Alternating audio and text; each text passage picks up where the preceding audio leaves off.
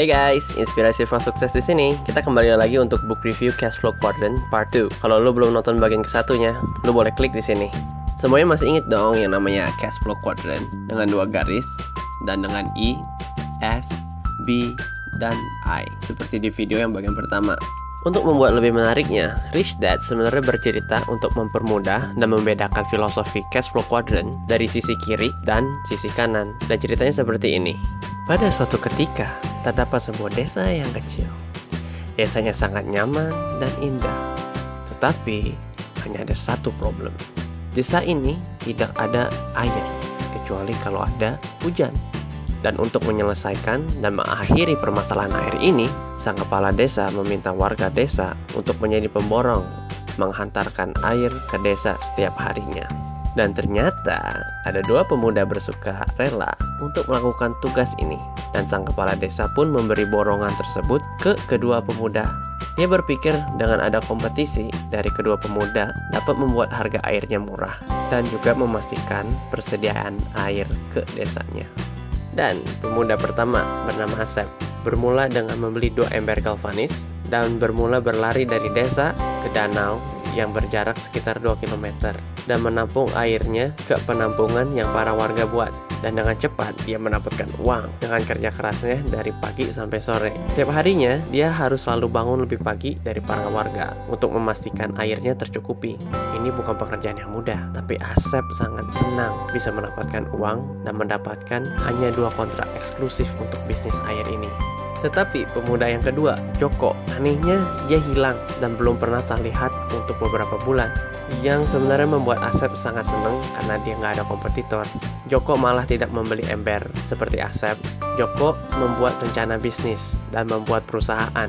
Berhasil mendapatkan 4 investor dan mempekerjakan direktur yang handal untuk perusahaannya. Dan kemudian kembali ke desa setelah 6 bulan dengan membawa pekerja konstruksi. Dalam waktu 1 tahun, Joko dan timnya berhasil membangun pipa saluran besar dari stainless steel yang menyambungkan danau ke desa dengan pompa. Di acara grand launchingnya, Joko mengumumkan airnya lebih bersih dari air Asep karena Joko tahu banyak komplainan tentang kebersihan air Asep.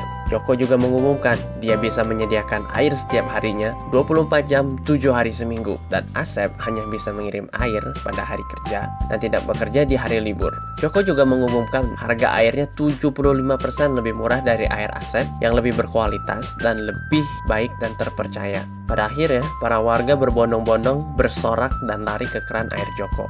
Untuk bersaing, Asep pun menurunkan harga airnya sampai 75% dan membeli 2 ember lagi dan memberi penutup ember dan setiap harinya mengangkut 4 ember di setiap perjalanannya.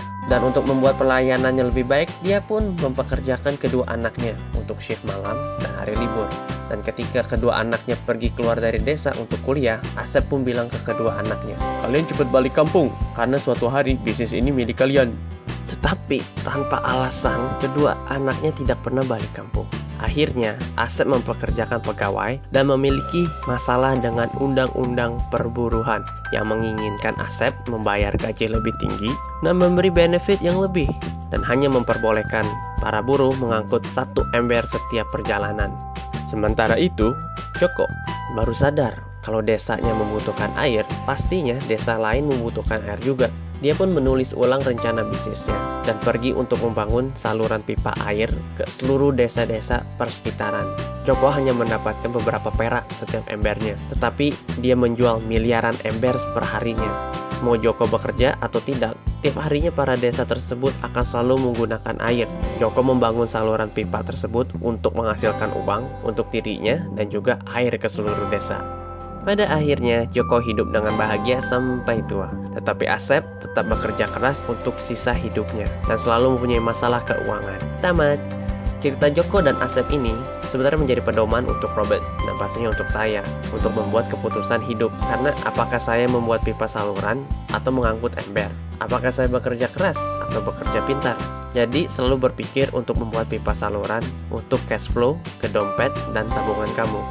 So guys, sampai di sini dulu ya. Kalau video dan cerita ini menambah wawasan dan inspirasi, tolong untuk subscribe dan share ke teman-teman untuk video berwawasan lainnya. Thank you guys for watching. See you again and stay inspired.